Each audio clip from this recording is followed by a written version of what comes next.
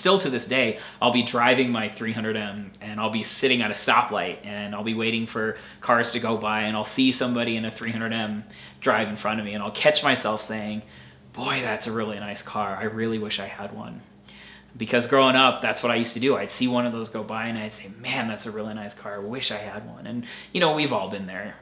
We've all seen cars that, they just glide right in front of you and you just go, you have that moment of, wow, that's such a nice car. And so for me, a lot of times, when I walk away from my car and I turn around, it's a realization of, I do have one.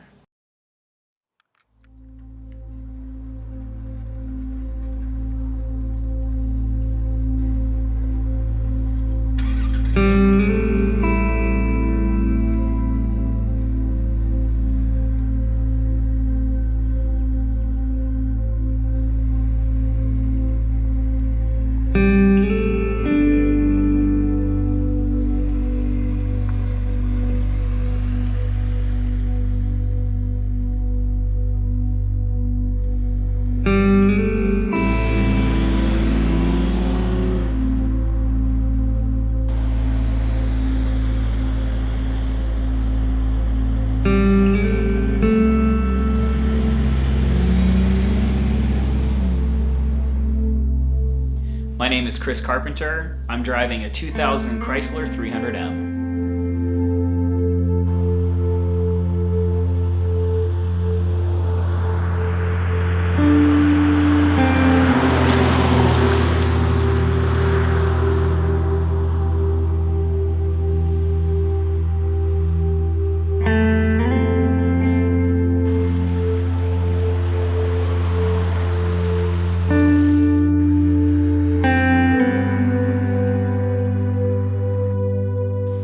So my first memory of the 300M is reviewing the promotional materials that I got from the Chrysler group that came in the mail, saying, hey, this car is going to be coming out, and they were sending all of these sort of teasers and pictures of what it was going to look like. And then my dad and I went to the auto show, and we actually got to see a champagne pearl metallic 1999 Chrysler 300M spinning up on one of those platforms, as it had just been debuted for the 1999 model year. And I just remember seeing that car spinning on that platform, high above the air with all the people around. And I remember thinking, there weren't a lot of people looking at it. I mean, sure, there were probably a dozen or so people that were actively at the stand looking up there with me. But it wasn't the big attention getter. It certainly wasn't drawing crowds like, a new Mustang would or a new Corvette would. But when I saw that car, when I came around the corner and I saw the lights on this beautiful gold 300M and actually got to see it in person, it was like all the other cars just fell away. And it was like it was the only one that was in that convention center. And I just remember just being in awe and just looking at it and saying, wow, that is quite a machine. It's like no car I'd seen before, but it reminded me at the same time of the cars that I grew up with, especially my grandma's big Chrysler sedans. And, I think of her a lot when I drive my 300M, because although she's no longer with us today, I'd like to believe that, she would love the 300M. She would love this car. So it's owning it and maintaining it and trying to treat it the way that she treated her Chryslers. It's a tribute to her, and it's a way that I stay connected with her.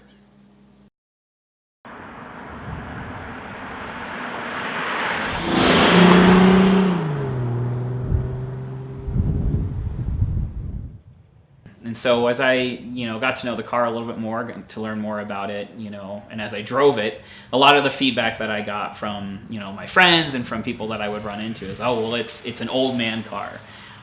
It's big, it's very, very much like a Buick in that sense. And on top of that, it's gold, and gold is an old people's color. And so, at first it kind of annoyed me when I would hear that type of thing, because I knew it wasn't a Buick. I knew it wasn't just a large, heavy, gutless old person's car. I knew it was so much more than that. But I thought, when it comes time to picking a name, I might as well just embrace it. And so, I was trying to think of a name that would really describe old wisdom. And I thought of, King Solomon from the Bible. And so that's where the name Solomon came from. So I think my biggest lesson, was something I'd learned previously, but it was a good reminder, is that my success with the 300M really relied on the group of people that I had around me in the enthusiast community, specifically the 300M Enthusiast Club, which was, they're a wonderful group of people. And when I got connected with them, I really relied upon the people in that club very heavily. I still do, for a lot of technical knowledge and information. And I was approaching a totally different platform of Mopars that I was unfamiliar with. And it was scary. I was coming out of owning different Chryslers that really had no similarities to the LH cars. And so being the owner of a car that you don't really know anything about, there's a lot of questions. What are any issues I have to look forward to? What are things that I need to watch out for? What are parts that are already hard to find? That type of thing. But I was really blessed to find the 300M Club, because they were able to just tell me, hey, these are the things you need to watch out for. These are the things that you should make sure that you get done before you get too far along in owning the car. And it's because of them and the community that I discovered as a result of that, that is why I'm sure my 300M is still around today, and is why it's been a successful project for me.